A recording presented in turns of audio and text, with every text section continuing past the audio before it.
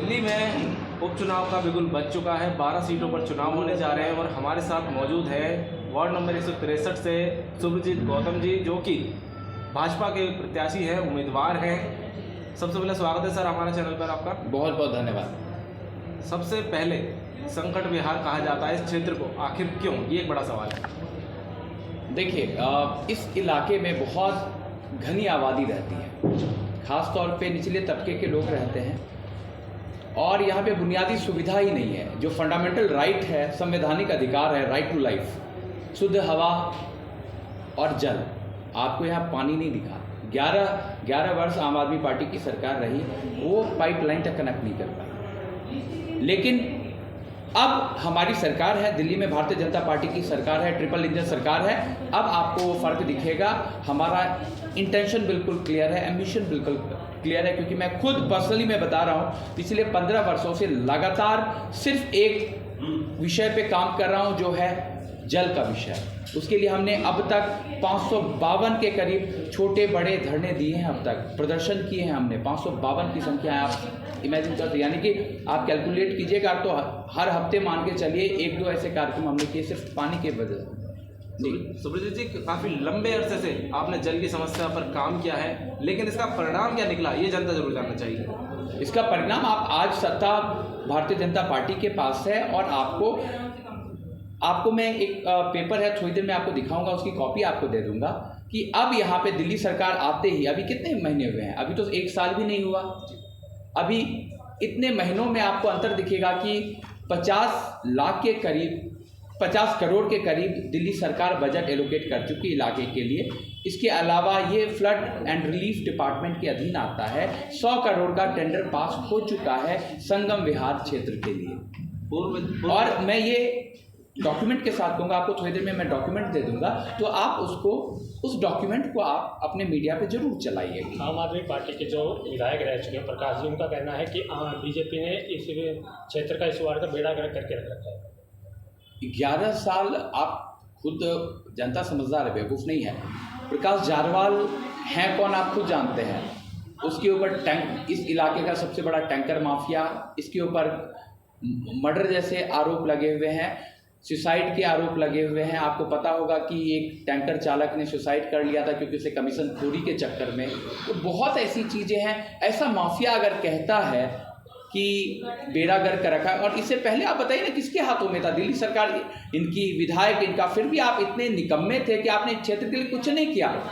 तो आज आपको जनता ने आपको सत्ता से हटा दिया ना, तो सच्चाई आप बजट एलोकेट हो रहा है, काम पास हो रहा है। आज ट्रिपल इंजन की सरकार होने का फायदा है। एक बात बताइए, आप प्रकाश जारवाल कहते रहे, चलिए 1 सेकंड को मानिए, जनता भूल चूक से उसके बहकावे में आकर के कल को आम आदमी पार्टी का पार्षद चुन भी लेती है। आप बताइए, आम आदमी पार्टी का जो पार्षद है, क्या उसका अपना विधायक, उसका अपनी पार्टी का विधायक उसका फ़ोन नहीं उठाएगा?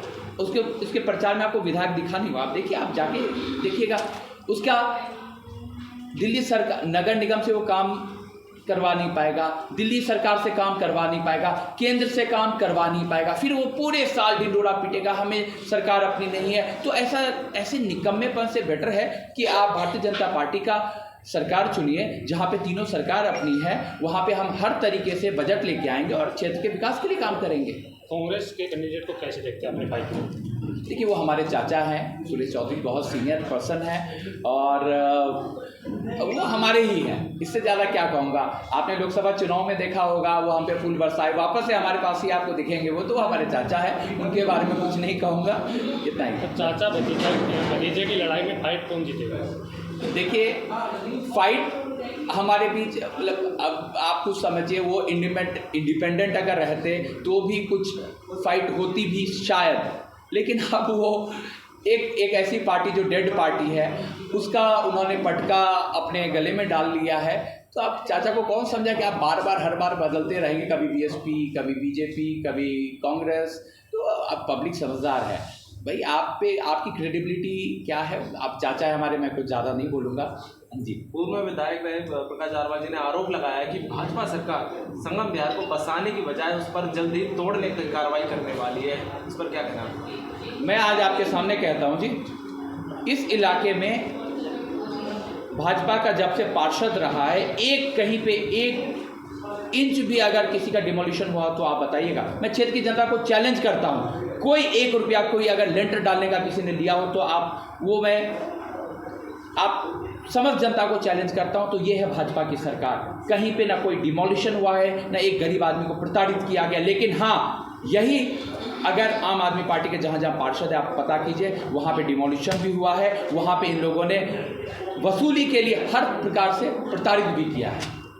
तो क्या लगता है कि जो 12 वार्डों में चुनाव है जी, तो बीजेपी कितनी में बढ़त बना पाएगी? बिल्कुल 12 में 12, 12 आउट ऑफ 12 100% स्कोर रहेगा हमारा, क्योंकि हमारा होमवर्क बहुत अच्छा होता है और लोगों को भरोसा है हम पे, और मोदी जी के नेतृत्व पे भरोसा है। और मुख्यमंत्री आपको इतनी जुझारू मिली हैं, बड़ी बहन रेखा गुप्ता जी। आपको मैं बता दूं, हमारी खुद पर्सनली मुलाकात, क्योंकि जब टिकट हमारा फाइनल हुआ तो क्योंकि जल का मुद्दे, जो जल संकट है, जल का मुद्दा है, इस पर मैं पर्सनली मिला और बहन जी ने आश्वासन दिया है कि शुभजीत एक बार ये चुनाव हो जाए, अगर हमारी सरकार आई तो 101% सारी चीज़ें तैयार है, फाइलें तैयार है, सब कुछ तैयार है, सिस्टम अगर एक बार और फ्लो के साथ बहुत जल्द आपको ये अंतर, जो आपको संकट विहार जो आपने शब्द यूज़ किया था, वो संकट विहार की जगह चमकता हुआ संगम विहार आपको देखने को मिला। आम आदमी पार्टी का सबसे बड़ा आरोप है कि बीजेपी है केवल दिखावे की राजनीति करती है, काम की नहीं करती। आप कैसे कह सकते हैं? आज विश्व भर में जिस पार्टी का डंका बज रहा है, जनता ऐसे ही पब्लिक, ये तो आप चैलेंज पब्लिक को कर रहे हैं, पब्लिक ऐसे ही वोट दे रही है, पब्लिक ऐसे ही वोट दे रही है। पब्लिक के दम पे भाजपा जीतती है, किसी के रहमो करम पे नहीं जीतती है।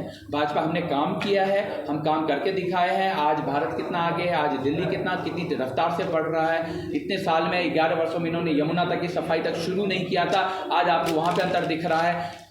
प्रदूषण के स्तर में आपको अंतर दिखा है, हर एक क्षेत्र में अंतर दिखा है। पानी की जो पहले किल्लत होती थी उसमें काफ़ी सुधार आया, जबकि अभी 1 साल पूरा नहीं हुआ, तो आप तुलना ही नहीं कर सकते। We are highly professional people. हमारे यहाँ आपको एक डिसिप्लिन दिखेगा, तो हम काम जो भी करते हैं डिसिप्लिन के साथ करते हैं और संकल्प के साथ करते हैं। हमारा उद्देश्य सिर्फ राष्ट्र सेवा है, सनातन सेवा है, और वो हम करेंगे। आप पहले भी वार्ड में रहे हैं जी, और पहले और अब मुख्य समस्या क्या क्या इस वार्ड की देखने को मिलती है? देखिए, मुख्य तौर पे यहाँ पे सबसे बड़ी जो समस्या है वो जल की समस्या है, और उसको हम 101% उसका निदान होगा। और अभी 24 ट्यूबवेल हम लोगों ने, बोरवेल जो है वो हमने पास कराए हैं, और उनमें से कई लग चुके हैं और कई लगने वाले हैं। तो आपको अंतर तो दिखने लगा है। और लोगों के यहाँ टैंकर का फ्लो आप बताइएगा, जो प्राइवेट टैंकर माफिया चल रहा था वो सारा बंद करवा दिया इस सरकार ने, और अब सरकारी टैंकर उनके यहाँ पानी पहुँचा रहा है। तो ये चीज़ें अंतर आपको देखने को मिलेगी।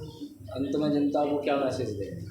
जनता को यही मैसेज देना चाहूँगा कि एक मध्यम वर्ग के लड़के को अगर पार्टी ने भरोसा जताया है, मुझे खुद लोग कहते हैं कि राजनीति करने के लिए आपका बैंक बैलेंस होना चाहिए, आपके पास एक ऊपर बहुत पहुंच होनी चाहिए।